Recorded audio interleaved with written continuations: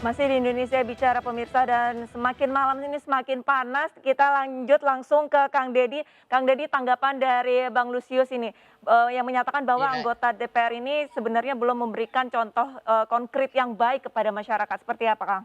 ya.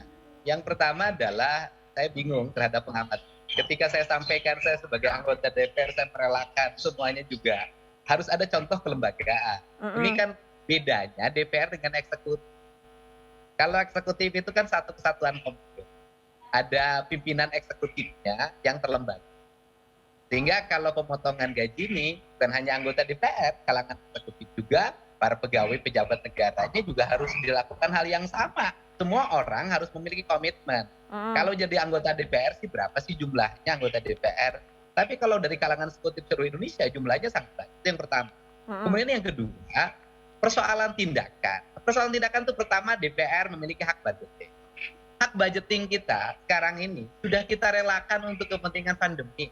mhm, Hari ini ada terjadi pemotongan anggaran DPR yang sangat besar, termasuk di Komisi 4. Itu yang pertama. oke, Yang kedua, komitmen menangani pandemi. Di komisi kita ini, mhm, dulu kita ngotot sama eksekutif untuk merubah seluruh anggaran di eksekutif ini berorientasi untuk penanganan pandemi. Ketika berorientasi penanganan pandemi itu, ada dua hal saya katakan. Satu, berorientasi untuk menangani orang yang sakit karena oke, terpapar COVID. Yang kedua, berorientasi untuk menangani orang yang mengalami problem sosial ekonomi disebabkan karena dampak pandemi. oke, Nah, kita akan dorong ini terhadap mhm, pemerintah untuk melakukan tindakan-tindakan cepat, termasuk kita menyepakati refocusing yang terjadi di seluruh kelembagaan dan kita dorong itu peran kita. Nah, kemudian yang berikutnya adalah tinggal peran pengawasan kita. Apa yang harus dilakukan? Ya, kita mengawasi seluruh penggunaan anggaran di setiap komisi. mhm, Kalau komisi yang menangani pandemi adalah komisi kesehatan, mereka iya, harus mengawasi terus bagaimana penggunaan anggarannya, tepatkah tidak, sesuai nggak dengan peruntukannya, efektif atau tidak. Termasuk saat ini kita semua mendorong bahwa nakes ini merupakan ujung tombak, betul, gerbang utama, pilar utama dari penanganan COVID, sehingga seluruh keringatnya harus segera dibayarkan. Inilah action-action yang kita lakukan.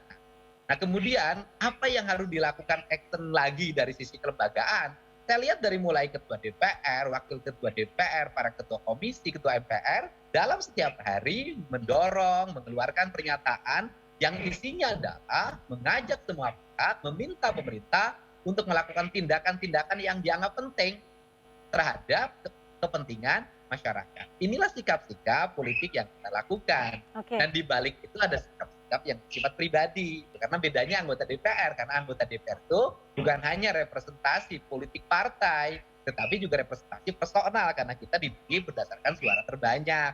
Maka saya sudah menyampaikan tadi sejak awal, saya mhm, secara teknis ikut menangani orang sakit, ikut memberikan obat, ikut menyiapkan ambulan, ikut ngurus kamar-kamar mereka di rumah sakit, ikut menyiapkan makanan-makanan yang diperlukan bagi mereka yang sedang mengalami isolasi. Dan saya bilang kalau persoalan gaji jangankan dipotong setengah, semuanya diambil. Kalau kepentingan masyarakat ya dipersilahkan saja. mhm, Karena memang saat ini diperlukan sikap-sikap kita untuk secara bersama-sama menangani pandemi ini agar cepat berakhir. baik. Begitu. Baik, intinya komitmen ya Kang Deddy ya. Kang Deddy, berbicara Komit. mengenai komitmen, ini dari segi pemerintah sendiri ini kan, bisa dikatakan mereka masih berhutang seperti itu kepada sejumlah rumah sakit dan juga tenaga medis yang, insentifnya hingga saat ini ada beberapa dari tenaga medis ini yang belum dibayarkan. Kalau misalkan dari anggota DPR sendiri, Kang Deddy sendiri ini untuk pengawasannya seperti apa? Apakah sudah ada pendekatan kepada pemerintah? Lalu untuk anggaran yang seharusnya memang ditujukan untuk misalkan pembayaran rumah sakit ataupun insentif nakes ini dananya dikemanakan, Kang? Iya, itu kan ada beragam ya insentif itu. Yang kewenangan kita itu kan kewenangan di pemerintah pusat. Komisinya adalah komisi di bidang kesehatan, gitu kan? Saya lihat komisi di bidang kesehatan itu kan hampir tiap hari ngomong agar tenaga nakes itu segera diprioritaskan untuk dilakukan pembayaran. Nah, di balik itu juga ada pembayaran yang dibayarkan oleh pemerintahan kabupaten kota. Nah, di pemerintahan kabupaten kota ini hari ini sedang melakukan refocusing anggaran, ya Oke, kan? Nah, kemudian di perubahan anggaran mereka akan melakukan aksi-aksi di mana anggaran untuk pembayaran nakesnya terus ditingkatkan sesuai dengan kebutuhan. Nah, kalau bicara itu bisa jadi ada daerah yang sudah surplus keuangannya, Mm-mm. ada daerah yang mengalami minus keuangannya. Ketika minus, maka dia harus mencari jalan bagaimana bisa membayarkan berdasarkan kewajiban yang dimiliki oleh pemerintah daerahnya masing-masing. Dan itu kewenangannya di DPRD Kabupaten Kota. Oke, baik itu kewenangannya teman-teman anggota DPRD ya. Kang Deddy, ini beberapa waktu lalu sempat ada wacana di kompleks DPR ini agar dibangun rumah sakit darurat untuk COVID-19. Nah, ini tanggapannya seperti apa, Kang Deddy selaku anggota Ya, DPR? Apakah mendukung? ya, itu kan pendapat individu. Ya silakan aja berpendapat seperti itu hak dia kok. Saya nggak setuju kok, Gak setuju, Kang gitu loh. Deddy. Nggak setuju, rumah Kenapa, sakit Kang? itu diperlukan untuk rakyat. Anggota Oke. DPR ini tinggal di daerah pemilihannya. Saya tinggal di rumah saya, gitu loh. Kalau sakit, ya naudzubillah sampai sekarang belum sakit ya. Ya rumah sakitnya ada yang dekat, nggak usah lagi bikin rumah sakit pejabat, rumah sakit apalah. Yang penting hari ini bagaimana jumlah daya tampung rumah sakit bisa ditambah, tempat tidurnya bisa ditambah, tenaga kesehatannya bisa ditambah, sehingga masyarakat hari ini tidak mengalami problem. Oke. Yang mengalami problem hari ini bukan masyarakat yang terpapar COVID saja loh. Masyarakat yang mau melahirkan, saya kan nangani tiap malam. Rumah sakitnya penuh, besoknya harus operasi. Nah ini ya, DPR harus cepat itu mendorong pemerintah daerahnya untuk segera mencari jalan, ikut turun. Yang kena sakit ginjal, yang kena sakit jantung, yang kena tipes, yang kena DBD, ini hari ini mengalami kesulitan ketika masuk rumah sakit karena kamarnya penuh. Jadi yang diperlukan bukan rumah sakit khusus di Jakarta, bukan rumah Oke. sakit khusus untuk anggota DPR. Oke. Yang diperlukan adalah daya tampung rumah sakit di berbagai daerah, Daerah. terutama daerah yang menjadi tempat berkembangnya pandemi, itu yang harus didorong. Baik, sekarang kita ke Bang Lusius. Bang Lusius, ini tanggapannya ini sempat beberapa waktu lalu ini ada wacana agar Gedung Nusantara di DPR ini dijadikan rumah sakit darurat COVID-19. Tapi dari Kang Deddy sendiri secara pribadi ini tidak setuju, lebih baik menyiapkan ataupun menyediakan rumah sakit untuk umum karena sebagian besar rumah sakit di daerah ini justru dipenuhkan dengan pasien COVID-19. Tanggapannya Bang Lusius? Pertama sih saya kira ada beberapa hal atau ada beberapa kontroversi yang dimunculkan oleh DPR karena pernyataan-pernyataan mereka gitu ya. Pertama terkait dengan wacana kompleks DPR itu dipakai untuk menjadi rumah sakit khusus COVID-19 gitu ya. Saya sendiri berpendapat bahwa wacana itu mulia gitu ya, dan tuntutan itu sebenarnya dimunculkan lagi-lagi untuk menguji seberapa DPR punya komitmen, punya kepedulian terhadap situasi gitu ya, situasi nyata yang sedang terjadi di tengah masyarakat. Dan kebetulan saat itu saya kira ada fakta di lapangan bahwa terjadi penumpukan pasien COVID-19 di berbagai rumah sakit, ada keluhan daya tampung rumah sakit yang sudah semakin terbatas, sehingga ada yang kemudian mulai berpikir untuk mengusulkan agar kompleks DPR yang terlihat sangat luas itu bisa dimanfaatkan untuk membangun rumah sakit darurat untuk penanganan COVID-19. Jadi saya pikir usulan itu kemudian harus menjadi pertimbangan bagi anggota DPR untuk kemudian melihat apa di balik usulan itu. Jadi yang paling penting DPR itu punya tugas untuk melakukan pengawasan, kontrol terhadap kebijakan pemerintah, termasuk terkait dengan ketersediaan rumah sakit. Ya.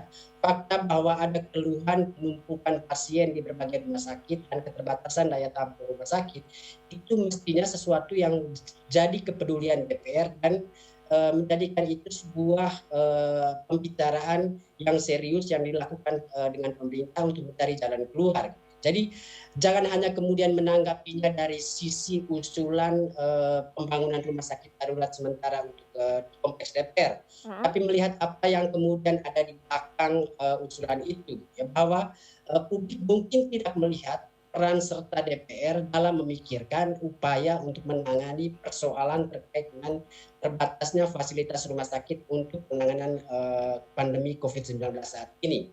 Dan itu harus menjadi prioritas bagi anggota DPR untuk kemudian membicarakan dengan Kementerian Kesehatan dan pemerintah untuk memastikan tidak ada lagi kasus penumpukan pasien di rumah sakit dengan menyediakan banyak layanan fasilitas kesehatan di mana-mana.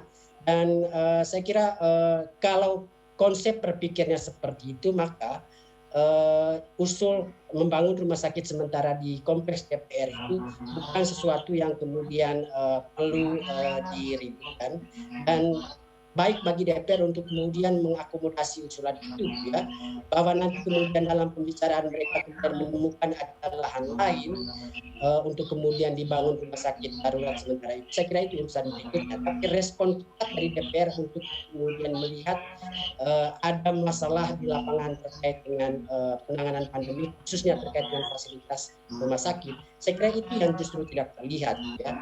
Ada banyak kebijakan lain juga yang saya kira perlu disorot, misalnya terkait dengan pembicaraan pembahasan anggaran APBN 2022, gitu ya. Kita Baik. melihat misalnya sudah mulai kecenderungan untuk tidak lagi fokus pada penanganan dampak pandemi ini terkait dengan anggaran dari kementerian-kementerian. Misalnya persetujuan DPR untuk kenaikan anggaran Kementerian Pertahanan untuk penyediaan alutsista dan lain sebagainya. Saya kira sih ini juga bentuk bagaimana perencanaan anggaran yang di dalamnya ada DPR sebagai kelompok yang ikut membahas anggaran itu, yang kemudian tidak antisipatif, gitu ya, berpikir bahwa tahun 2022 kita sudah lepas dari pandemi dan karena itu memberikan kenaikan anggaran pada kementerian yang tidak terkait langsung dengan penanganan pandemi. Saya kira itu sesuatu yang keliru, ya. Dan itu lagi-lagi saya kira menunjukkan konsep berpikir atau perencanaan DPR yang tidak terlalu serius, gitu ya, untuk kemudian memastikan antisipasi kita untuk bahaya terkait dengan dampak pandemi ini di tahun-tahun selanjutnya itu bisa lebih baik. Baik. Gitu. Baik, terima kasih Bang Lusius. Terakhir Kang Deddy, ini harapan dan mungkin juga pendekatan dari teman-teman di DPR kepada pemerintah agar penanganan COVID-19 ini segera teratasi, apa bisa dikatakan, disampaikan? Ya, saya bilang actionnya itu ada pada tingkat level yang terbawah. Itu yang harus cepat diantisipasi. Misalnya urusan tempat, daripada kita membangun wacana sesuatu yang kemudian menjadi debatable, itu kantor-kantor kelurahan, kantor-kantor desa, kantor-kantor sekolah, gedung-gedung sekolah, itu bisa digunakan untuk tempat-tempat melakukan pelayanan, karena itu jauh lebih dekat dengan masyarakat. Di setiap daerah pasti ada sekolah, di setiap daerah pasti ada kantor kelurahan. Nah ini penting, kerangka-rangka berpikir teknis ini, sehingga pemahaman COVID ini menjadi pemahaman kolektif. Dan penanganan yang tercepat yang dilakukan adalah pada level bawah, pada level rumah tangga dan pada level rukun tetangga. Inilah kunci sukses penanganan COVID. Baik. Baik, terima kasih banyak Kang Deddy Mulyadi selaku anggota DPR RI dan Bang Lusius Karus dari Ya, Formapi atas waktunya berbincang bersama kami pada malam hari ini di Indonesia Bicara. Selamat malam. selamat malam. Selamat malam. Terima kasih ya. Terima kasih Kang. Sampurasun. Ya pemirsa, demikianlah Indonesia Bicara pada malam hari ini. Live streaming MNC News bisa Anda saksikan melalui aplikasi Vision Plus dan iNews.id. Pemirsa tetap patuhi 3M, menjaga jarak, memakai masker, dan mencuci tangan di air yang mengalir. Mewakili seluruh kerabat kerja yang bertugas, saya Arisa Hadi, pamit undur diri MNC News Channel Berita Pilihan Indonesia. Terima kasih dan sampai jumpa.